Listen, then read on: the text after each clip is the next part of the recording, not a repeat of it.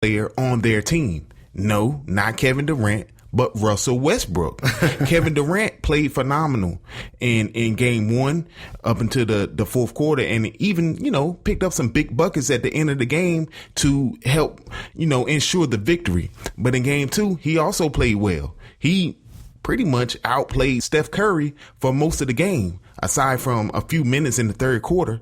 But what you saw was the absence of their best player, again, in my humble, Russell Westbrook. Russell Westbrook didn't have a great first half in game one. They were down in game one in the first half. He came back, did what he was supposed to do. In the second half, they came out with the victory. Game two, he came out not playing well again. Didn't play well the entire game this time, and the Oklahoma City Thunder didn't stand a chance. But again, they have to like where they stand right now. They've got the home court advantage. They flipped it on the Warriors.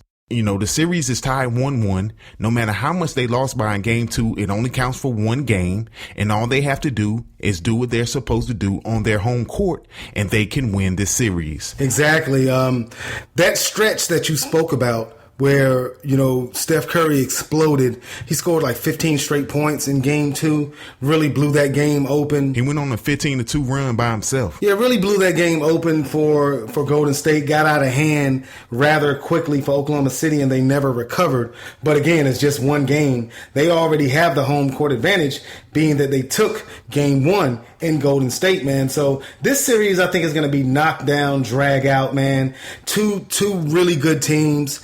One team who had a historic regular season, another team who's coming into their own at the right time of the season.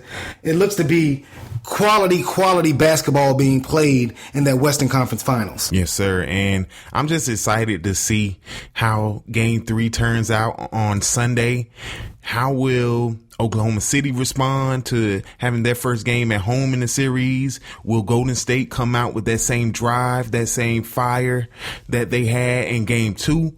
Will Russell Westbrook respond to not playing well in game two? Can Cantor get back in the game? He was a huge part in their victory in game one.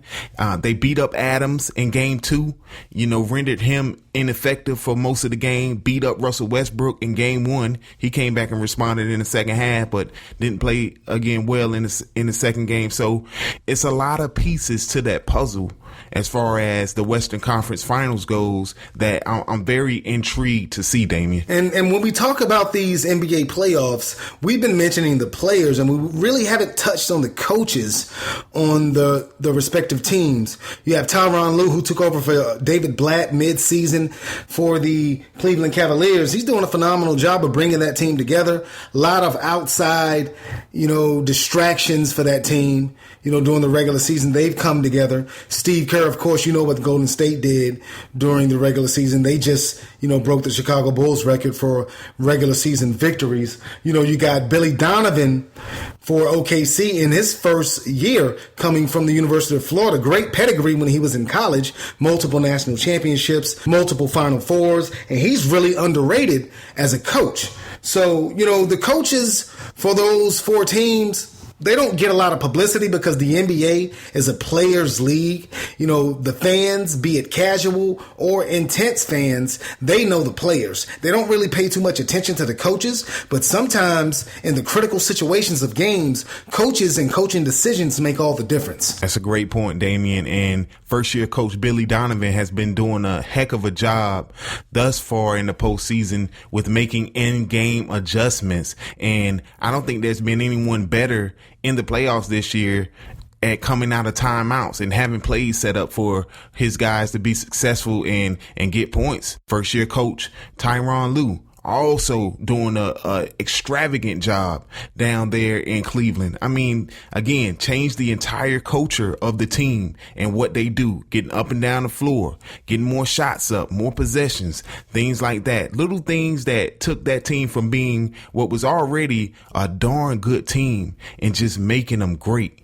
And who can talk about the job that Steve Kerr has done and the job that Luke Walton did that earned him the head job with my boys, the LA Lakers. Can't forget about Luke Walton. With Toronto, Dwayne Casey's done a great job. Oh, my God. Dwayne Casey for the Toronto Raptors, Pierre, franchise record 56 wins in the regular season. And, before the playoffs, Toronto used to melt like, Frosty the Snowman in the playoffs.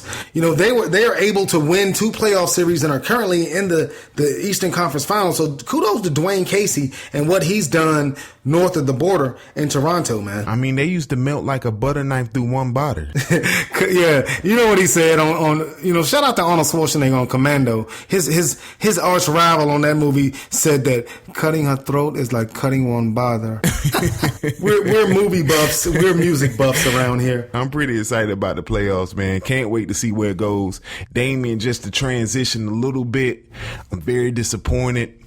I was ready to go this weekend. I had the heavyweight champ, Alabama's own Deontay Wilder, getting ready to defend his title against Alexander Povetkin out in Russia. A guy that a lot of people said that he was afraid of, didn't want to go to Russia to fight, things along those lines. Well, it seemed that Povetkin was the one that was a little scared. He got busted for taking a banned substance, the same banned substance that we talked about in previous weeks on the show here that Maria Sharapova actually got busted for. Ho. So you mean to tell me that Maria Sharapova and Alexander Povetkin were busted for ingesting, taking, shooting up Siberian polar bear semen? Is that what you're telling me?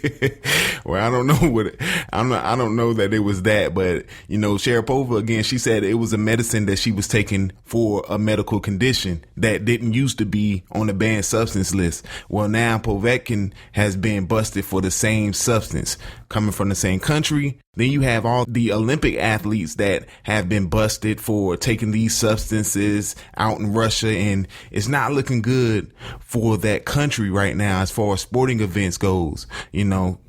Athletes trying to get the upper hand by however they can do. Bottom line, Deontay Wilder is out of his biggest payday yet. I think he was due to get $4.1 million for this fight, and now it's out of the window, not because of something he did, but because his opponent couldn't play by the rules. And it's unfortunate, and Deontay Wilder will come back from this, but it's just unfortunate that you have to go through a whole training camp and put your body through so much and be away from your family. He has a young daughter that, he had to take time away from, had to go to England to get acclimated to the European climate before he went over to Russia, and just losing out on so much. He was going to use this fight to set up himself for a major fight to unify the heavyweight titles with the winner of Tyson Fury and Vladimir Klitschko. I don't know if that's still the same plan. Maybe Wilder will try to take another tune-up fight, maybe fight another mandatory before he gets in the ring with that winner. But again, it's just very, very unfortunate and a sad day for boxing, really. Yeah, Pierre, boxing is getting its groove back in the world of sports, man. MMA, people have really taken to MMA as of late. But these huge fights will bring boxing back in a major way.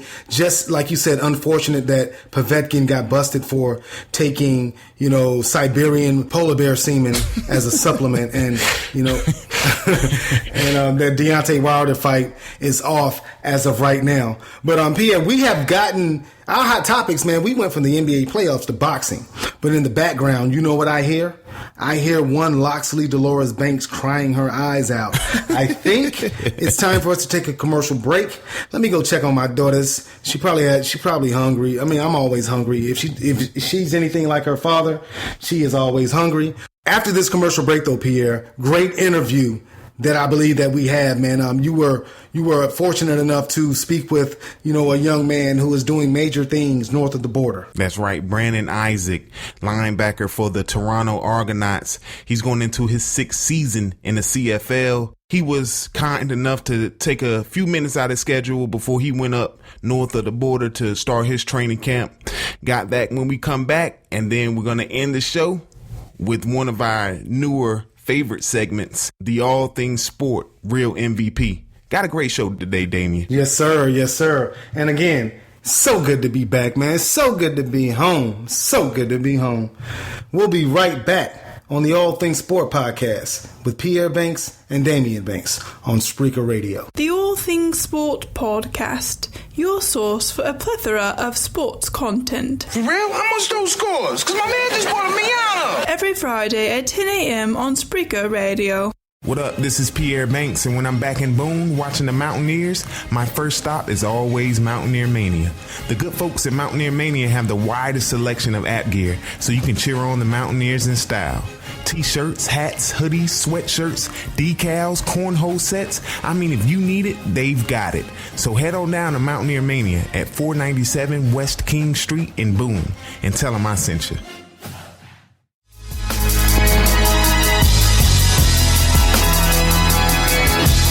We're back with more of the All Things Sport podcast with Daimeon Banks and Pierre Banks on Spreaker Radio. Gentlemen, the floor is yours. Welcome back to the All Things Sport podcast. He's Pierre. I'm Daimeon. We're Banks brothers from the same mother and father. We are back, man. Thank you guys for listening. Thank you for tuning into the show every week, for showing your support, for showing us so much love. Again, man, if you want to listen to any old podcast, if you want to look at our YouTube channel, read our blogs, everything is in one spot. Banksboy.com. BANKSBOY.com. So, Pierre, before we went to commercial break, man, we talked a lot about the NBA playoffs, and we also talked about boxing. We were speaking about, the fight game and how, it's making a comeback, and, how UFC has, gained popularity, but the sweet science is still here. Now, I think what we can do is transition on our next segment is how the NFL is always going to be the tried and true league of professional football. But north of the border, they also play football for those who don't know. The Canadian Football League has been around for many, many, many years.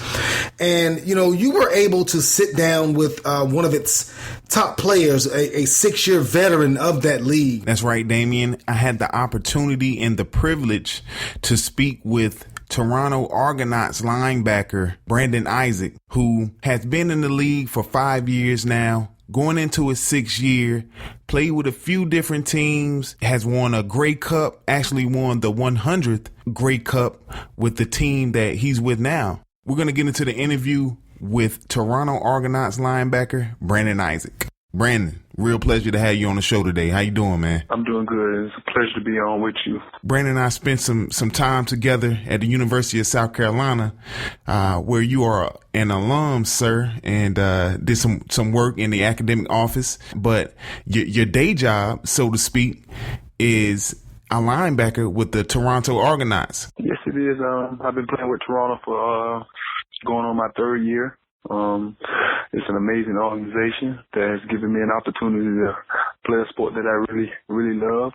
And I'm just excited about the upcoming season. And hopefully at the end of the season, we're hosting the Grey Cup. Brandon, you're going into your 6th year. How did you go about starting your career and getting involved with the Canadian Football League? Well, in 2009, I was granted an opportunity to play Arena 2.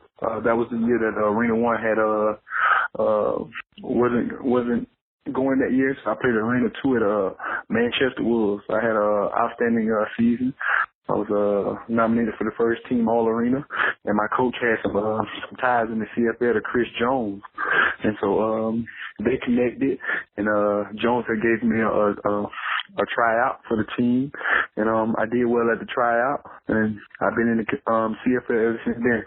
Now, a lot of people may not keep up with the CFL as much as they do with the NFL and even Arena League because, of course, the NFL is the shield and arena football is right here in the States. But describe for the listeners a little bit about the CFL, what the CFL is, the amount of talent over there, and just what it's like to play over there. The CFL is combined of 9 teams, 9 organizations.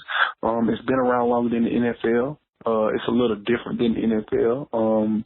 We play with 12 people instead of 11 that you're accustomed to in American football. The goalpost is on the goal line instead of the back of the end zone. The field is much longer. The standard field in the States are 100 yards. There is 110, and it's a little wider as well. In the NFL, you have 4 downs. In the CFL, you have 3. It's a lot